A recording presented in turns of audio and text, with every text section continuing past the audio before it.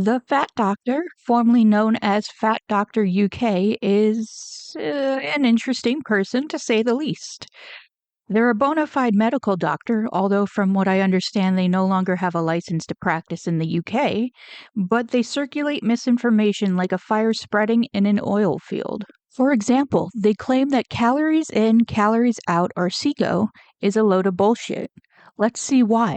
The first law of thermodynamics does not apply to the human body, and applying it to weight loss is overly simplistic and problematic.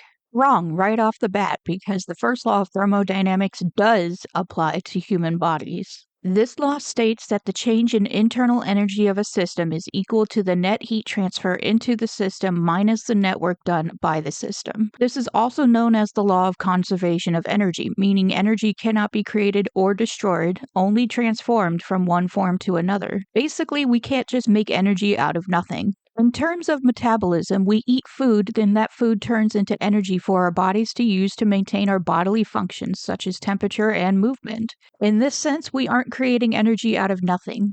We are getting it from an external source, which is food. This counts as our calories in, and using it for our bodily functions, such as walking or even just resting. This counts as our calories out. To start with, the body is not a closed system. This is a moot point. Thermodynamics applies to open systems as well. The equation just gets a bit more complex. We are constantly interacting with our environment, and our bodies exchange energy with the world around us in many different ways. Yes, this is true, but we still do not create energy out of nothing. In addition, our metabolism is dynamic. We don't burn energy at a constant rate, so it is impossible to determine how much energy we will need on any given day. I agree with this point to a certain degree. Our energy consumption does change from day to day, and it is impossible to pinpoint an exact amount we need per day, which is why we use guesstimates and averages. For example, a 30-year-old woman who is 5'5", that's about 165 centimeters, 150 pounds, that's about 68 kilograms, and is relatively active, burns about 1,900 to 2,000 calories a day. Is that true for every single day? No, not necessarily, but it still gives a rough ballpark of how much energy she needs to consume per day to maintain her bodily needs. Furthermore, metabolism adapts over time. In fact, your metabolism slows down with weight loss, which means you burn fewer calories doing the same activities. Side note, someone should proofread these for the Fat Doctor before they post them online. Anyway, this part is true. As you lose fat or muscle, you need less energy to maintain your bodily function, which means your metabolism slows down. This isn't rocket science. Just like when you exercise more, you burn more energy and your metabolism speeds up. Not only do these changes to your metabolism last long after the diet has ended, but each weight loss attempt makes the adaptation stronger. I'm gonna need a source for this because it sounds like they made this up just to prove their point. But alas, we have no sources for this, not even on the reference noway.org website. So calorie deficits aren't just scientifically unfounded, but they are designed to make you gain weight over time. Again, I need a source. Their previous slides don't prove this point at all. It legit sounds like they just made this shit up because they don't want to do the work to lose the weight. Are you struggling to get your head around the science? Yes, I am, because your science is incorrect. Maybe this is all new to you and you're finding it hard to believe a word of what I'm saying. Holy shit, it's like they read my mind. Or maybe you've been around a while, but you still find yourself wondering whether the next diet will be different. Either way, I've got a low-cost course that will set things straight once and for all. It's called Unshrinkable. Ah, I see now. They're shilling courses on bullshit science. That's what this is about.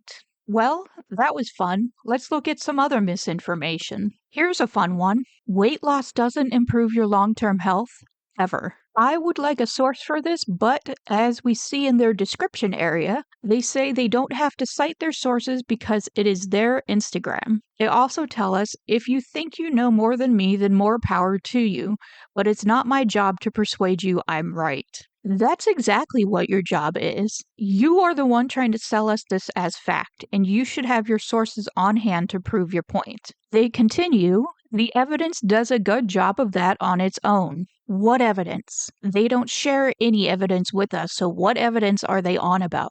Go and find me a decent study that shows how weight loss causes any significant health improvements beyond 2 years. Go ahead, I'll wait. How specific?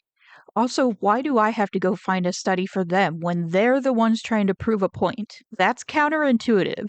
Anyway, her slides go on to say weight loss doesn't reduce your cardiac risk or prevent diabetes. I really, really need scientific evidence of this because everything I have been taught thus far has told me otherwise.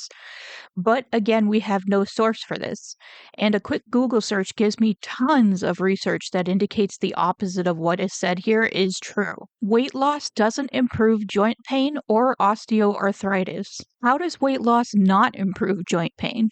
Less weight on the body, less weight on the joints. That one seems like a no-brainer. As for osteoarthritis, it seems to me that less weight on the joints would help with arthritis pain. Plus, less body fat means less inflammation in the system because excess adipose tissue increases inflammation markers. Weight loss doesn't prevent or improve sleep apnea. I would argue that weight-related sleep apnea would be improved by weight loss. That and the more weight on the body, the harder it is to keep airways open when lying down. Excess body weight can literally crush the lungs as well. Weight loss doesn't improve your liver or kidney function. Non-alcoholic fatty liver disease is a disease where fat deposits build up in the liver and it is commonly found in overweight and obese individuals. It literally can be solved by losing weight. As for the kidneys, issues like high blood pressure and type 2 diabetes can impact the kidneys.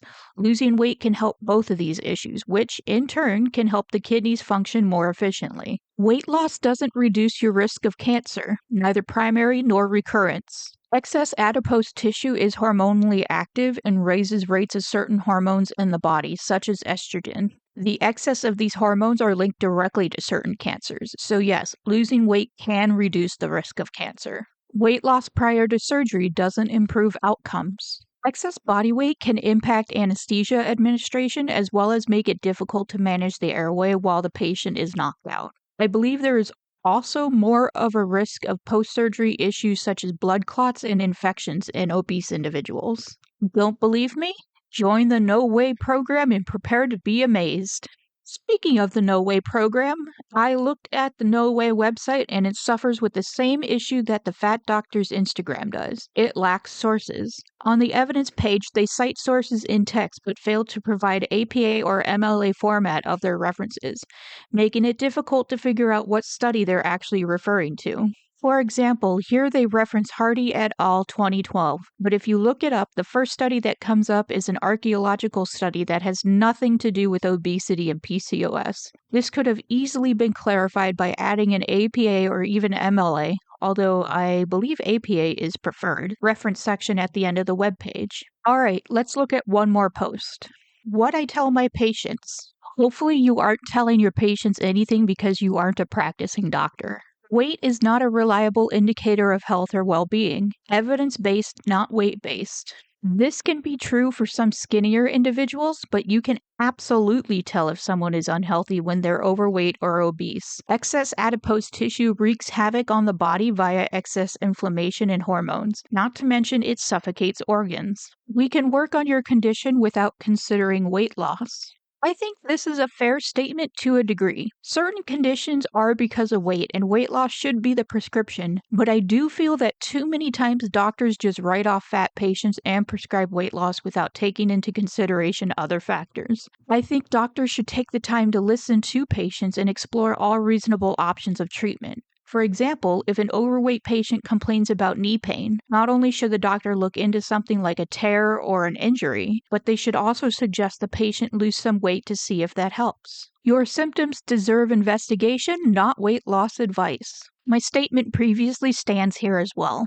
Emotional and social well-being is as important as physical health. Although true, I don't think that means doctors should coddle their patients. General practitioners should be blunt and honest about treatment regardless of how the patient will handle it. I'm not saying the doctor should be an asshole, but it is to no one's benefit if they beat around the bush on what the patient needs. Plus, it's up to the patient to be an adult and accept what the doctor is saying. And if they can't do that, then I guess find a different doctor, one you vibe with better. Health is neither a moral obligation nor a sign of worthiness. Not again with the moral obligation and worthiness conversation. Yes, we know. No one owes anyone health. And although I agree with this current statement, I disagree that no one owes anyone health. I think we owe ourselves and our loved ones health. How can you possibly say you love someone and then not try to take care of yourself so you can be there for them? Well, we can see the Fat Doctor is still very deep into haze and fat acceptance and is still spreading harmful misinformation. I'm glad they're no longer practicing medicine, and I hope it stays that way. So, do you agree with my take? Do you disagree? Let me know in the comments. Also, please give the video a thumbs up and consider subscribing. It will really help me out. Thanks for watching. See you next time. Bye.